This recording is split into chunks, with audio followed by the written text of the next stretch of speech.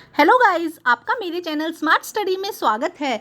आज हम state counselling of education research and training की तरफ से दी जाने वाली एक्टिविटी शीट नंबर 24 करेंगे, जो कि क्लास 6 to 8 की है। ये activity sheet 6 class, 7th class और 8th क्लास के लिए कॉमन दी जा रही है। इस एक्टिविटी शीट का सब्जेक्ट है मैथ्स, तो आप अपनी मैथ्स की नोटबुक में इस एक्टिविटी शीट को करेंगे। ये एक्टिविटी शीट 15 फरवरी 2022 की है।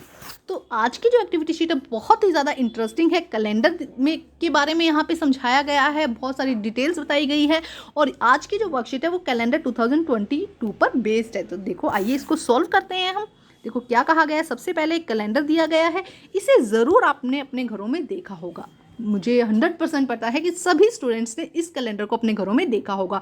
तो देखो किस तरह से जनवरी, February, March, April, May, June, July, August, September, October, November and दिसंबर। ये आपको मंथ भी ज़रूर पता होंगे। आपको पता होंगे कि एक ईयर में 12 मंथ्स होते हैं। तो आपको फर्स्ट काम क्या करना है, हिंदी में और इंग्लिश में आपको इन मंथ्स के नेम, इन महीनों के नेम अपनी नोटबुक में लिखने हैं। तो आइए देखते हैं आज की जो एक्टिविटी शीट है इसमें क्या डिटेल दी गई है। By looking at the calendar, you can observe the following details. Okay, देखते हैं।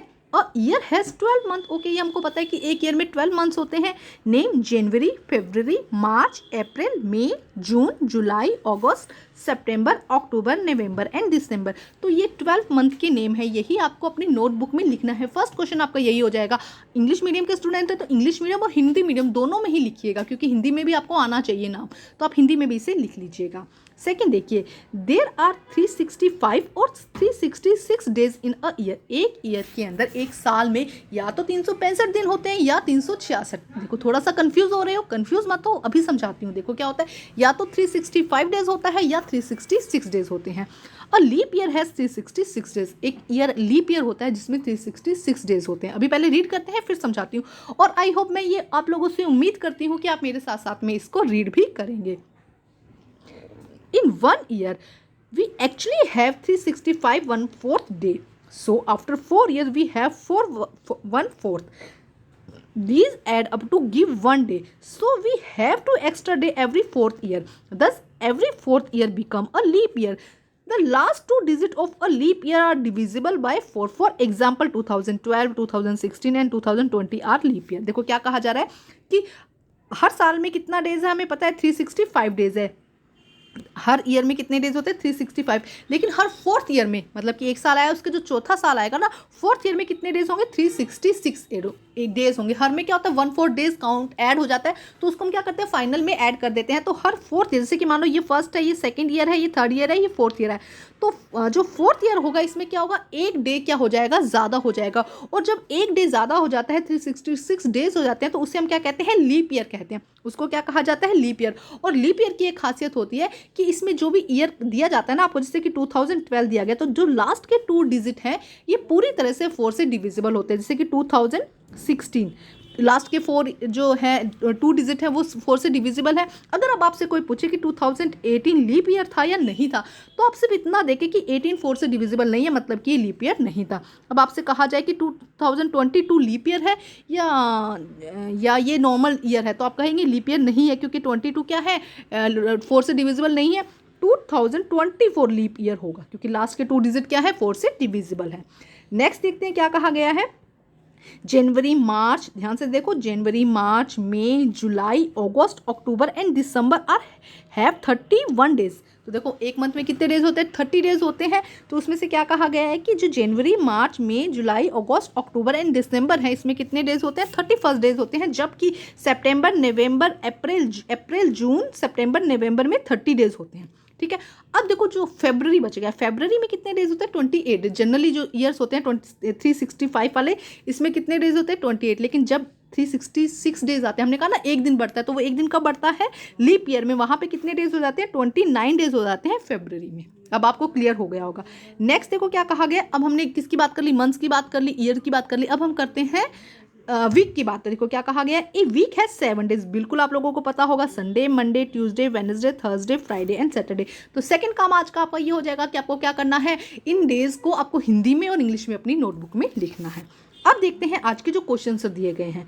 Find today date in the calendar and circle it. आज की डेट को आपको फाइंड आउट करना है और उसको सर्कल करना है। तो आइए देखते हैं आज की डेट, फटाफट फाइंड आउट करो। यहाँ पे कहाँ पर है आज की डेट, देखो 15 फरवरी, और उसको सर्कल करना है। तो ये रही आज की डेट, इसको हमने सर्कल कर दिया। अब यहाँ पे आप एक बात समझेंगे, नोटबुक में या तो कैलेंडर बनाइए, अगर कैलेंडर बनाना मुश्किल है तो एटलीस्ट आज की डेट लिख दीजिएगा 15 फरवरी और उसको सर्कल कर दीजिएगा। इस तरह से भी लिख सकते हैं, है ना, आप इस तरह से लिख दीजिएगा, ठीक है। ये लिखकर आप उसको सर्कल कर दीजिएगा। आप इस तरह से लिखकर भी सर्कल कर सकते हैं। तो जैसे आपको इजी लगता है आप इस तरह से सर्कल लिख दीजिएगा। अदरवाइज जैसे कैलेंडर बनाकर करेंगे तो और भी ज़्यादा इंटरेस्टिंग लगेगी आपकी वर्कशीट। अब देखो सेकंड में क्या कहा गया है, क्वेश्चन देखते हैं सेकंड।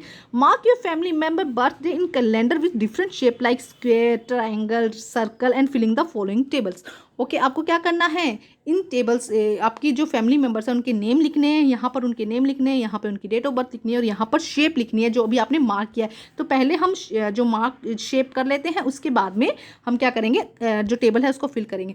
जैसे फादर का नेम लिख दीजिएगा, मदर का नेम लिख दीजिएगा। जैसे कि मैंने माना कि फादर का डेट हमने लिख दी है ना, तो अब उनकी है 18 फरवरी, तो हम यहाँ लिखेंगे 18 फरवरी को हमने क्या लगाया, हम यहाँ पे लगाएंगे स्क्वेयर, तो ये हमने स्क्वेयर लगा दिया, ठीक है। उसके बाद मदर का नाम हमने माना सुमन, हम कुछ भी एज्यूम कर रहे हैं यहाँ पे, आप अपने मदर का नाम लिख सकते हैं। उनकी डेट ऑफ बर्थ पे ही आप इस तरह से सोल्व करेंगे। जैसे उनका नाम सुमन माना और उनकी जो मतलब डेट ऑफ बर्थ है वो है 28 मार्च, तो हम 28 मार्च पर क्या करते हैं, सर्कल कर देते हैं। ये हमने सर्कल कर दिया, ठीक है। ये देखो थोड़ा सा अच्छे से आप करेंगे, ये देखो सर्कल कर देंगे, ठीक है।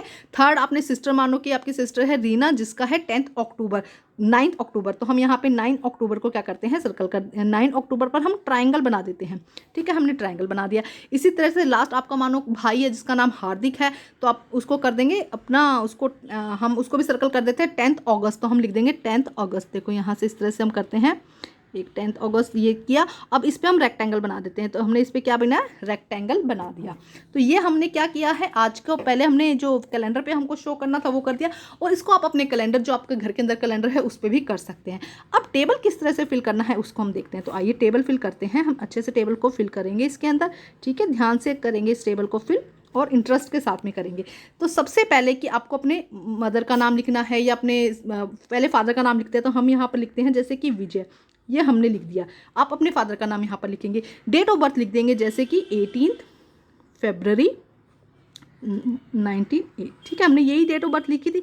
अब हमने यहाँ पर क्या बनाया था ये बताइए आप, हमने यहाँ पर क्या लिखा था, ध्यान से सोचो। इस समय हमने क्या लिखा था इसको, तो हमने देखो क्या कहा था, हमने विजय लिखा था, 18 फरवरी 1980 लिखा था। और अगर अब हम यहाँ पे बात करते हैं तो हमने यहाँ पे क्या बनाया था, स्क्वायर बनाया था ना, तो हम यहाँ पे लिखते हैं स्क्वायर, ठीक है। हमने यहाँ पे स्क्वायर लिखा और हम एक स्क्वायर यहाँ पर बना भी देते हैं। सेकंड हमने नाम लिखा था सुमन, तो हम यहाँ पे सेकंड पे नाम लिखते हैं, इधर लिख देती हूँ मैं सुमन, ठीक है। सेकंड सुमन नाम लिखा, और कितना था 28, हमने लिखा 28 मार्च, और कितना था 1982। ये आप कुछ भी अपनी मर्जी से लिख सकते हैं, उनकी एक्चुअली जो डेट ऑफ बर्थ है वो लिख सकते हैं। यहाँ पे हमने क्या बनाया था, सर्कल बनाया था, तो हम यहाँ पे क्या लिख देते हैं, सर्कल लिख देते हैं, ठीक है। और इस तरह से एक सर्कल बना देंगे। नंबर 3 पर था रीना, ठीक है, आपकी सिस्टर का नाम हो गया, रीना लिखा हमने। उनकी डेट ऑफ बर्थ क्या थी, 9 अक्टूबर 2009, ठीक है। पूरी डेट लिख दीजिए डेट ऑफ बर्थ में। और वहाँ पे हमने क्या बनाया था, ट्राइंगल बनाया था, तो हम यहाँ पे लिखेंगे ट्राइंगल, इस तरह से हम ट्राइंगल लिखेंगे और एक ट्राइंगल हम यहाँ पर बना देंगे। और नंबर 4 पर हमने लिखा था हार्दिक, तो हम लिख देंगे हार्दिक, ठीक है। ये हमने लिखा हार्दिक। उसके बाद में डेट ऑफ बर्थ क्या लगाई थी, 10 अक्टूबर, हमने क्या लगाया था 10 अक्टूबर 2012, ठीक है। और यहाँ पे हमने क्या लिखा था, रेक्टेंगल लगाया था, तो हम इसका आंसर यहाँ लिख देते हैं रेक्टेंगल, हमने यहाँ लिख दिया रेक्टेंगल। और यहाँ पे हम एक रेक्टेंगल यहाँ पे हम बना भी देते हैं, ठीक है। तो ये हो गया आपका सेकंड क्वेश्चन। इसी तरह से आप अपनी नोटबुक में अपने फैमिली मेंबर्स के साथ इसको सोल्व करेंगे।